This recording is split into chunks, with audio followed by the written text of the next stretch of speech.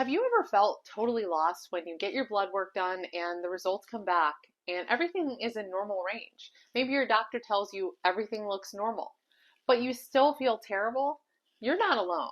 This happens to so many of my clients, and it's happened to me, and it is very frustrating.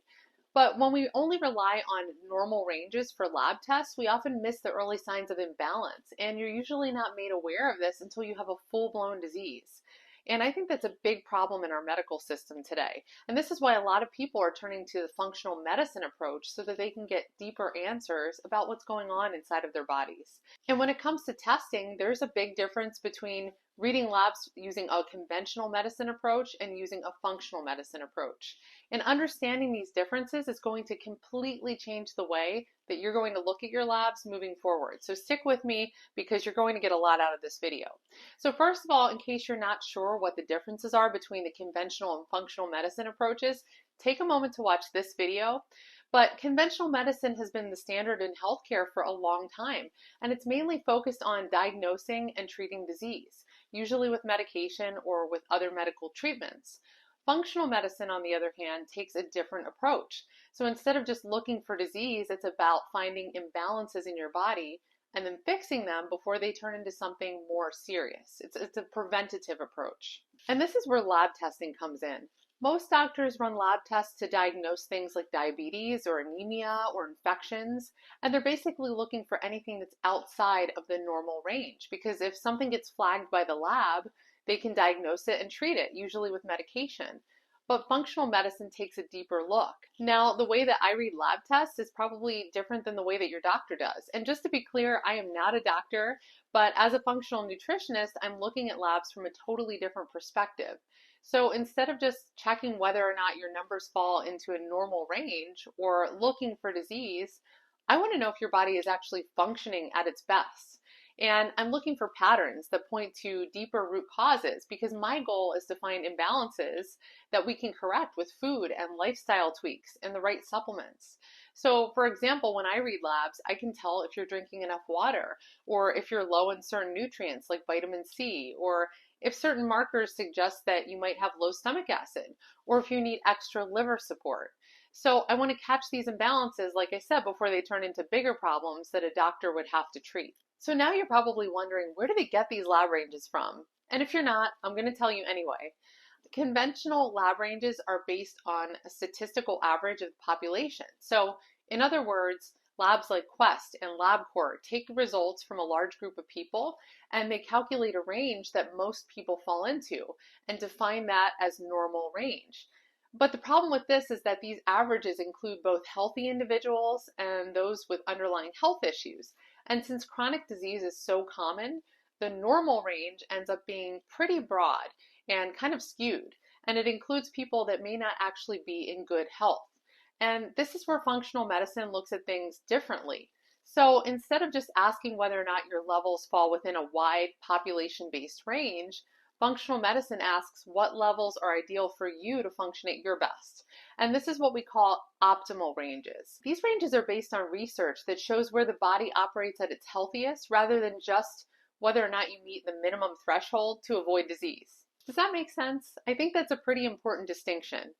So let me give you a few examples of what I'm talking about. And I'm also going to share some optimal lab ranges that you should look for the next time you get your labs drawn. Now I want to start with thyroid function. This is a big one and it comes up all the time in my practice. So a standard thyroid test usually just looks at TSH, which is thyroid stimulating hormone, which is only one piece of the puzzle when it comes to your thyroid health. TSH is produced by your pituitary gland, and that's a little gland in your brain that sits about here. And its job is to tell your thyroid to produce T3 and T4. And these are the hormones that regulate your metabolism and your energy and your overall well-being. So they're pretty important.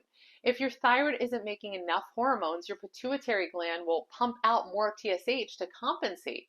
So that means that your TSH is going to start rising. And once TSH rises above a certain level, it gets flagged by the lab as being out of range. And that's when most conventional doctors will consider further testing or prescribe medication. But here's the thing, TSH alone doesn't always tell us the full story because it can take months for your TSH levels to rise enough to be considered abnormal, even if you're already experiencing symptoms like fatigue and cold intolerance and poor sleep.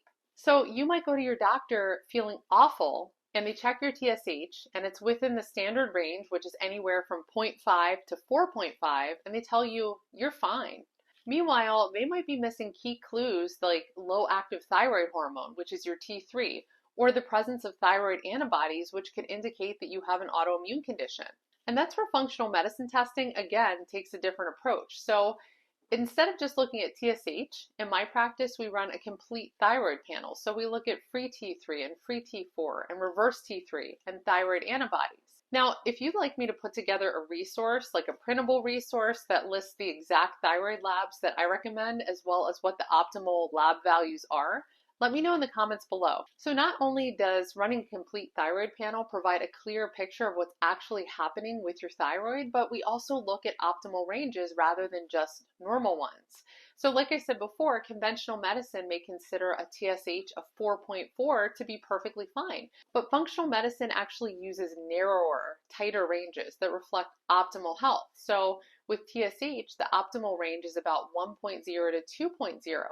And this is where your energy and your metabolism and your brain function are at their best. So if you've ever been told that your thyroid is normal, but you still feel exhausted and sluggish and just off, it might be time to take a deeper look.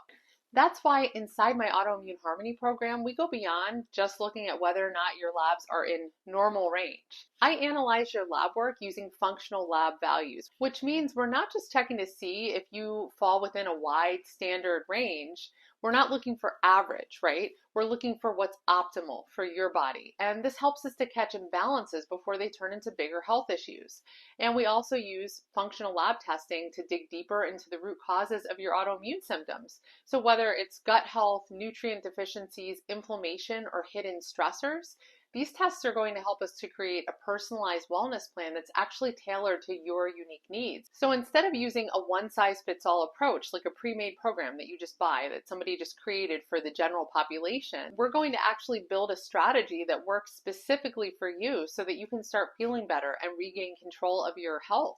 So if this sounds like something that you need, go into the description box below and schedule a complimentary autoimmune insight session with me so that we can chat face to face and find out if Autoimmune Harmony is the right fit for you. Okay, so we talked about conventional versus optimal lab values when it comes to your thyroid. And that same concept applies to other markers like blood sugar and vitamin levels and inflammation markers. So what's considered to be normal for vitamin D levels might be anything above 30 nanograms per milliliter by conventional standards, right? But functional medicine sees optimal vitamin D levels anywhere between 50 to 90 nanograms per milliliter for strong immune function. Another great example is blood glucose, your blood sugar, right? The standard conventional range is anywhere between 65 to 99 milligrams per deciliter, but functional ranges recognize that blood sugar dysregulation starts creeping in even when your fasting glucose is just above 90. And in case you were wondering, the optimal range for fasting blood glucose levels is anywhere between 75 to 86 milligrams per deciliter. So I hope that you're beginning to see that by the end of the day, normal doesn't always mean healthy, and understanding the difference between conventional lab ranges and optimal lab ranges can completely change the way that you look at your health. So if you're dealing with lingering symptoms and you're being told that your lab values are they're normal, they're fine, it might be time for you to take a different approach. Functional lab values will help you to identify imbalances before they turn into bigger issues. And that gives us a proactive way to support our health. So in the next video, we're actually going to dive into functional medicine testing, what it is, how it works, and how it can help you to uncover what's triggering your symptoms. So make sure that you're subscribed, and I'll see you in the next one.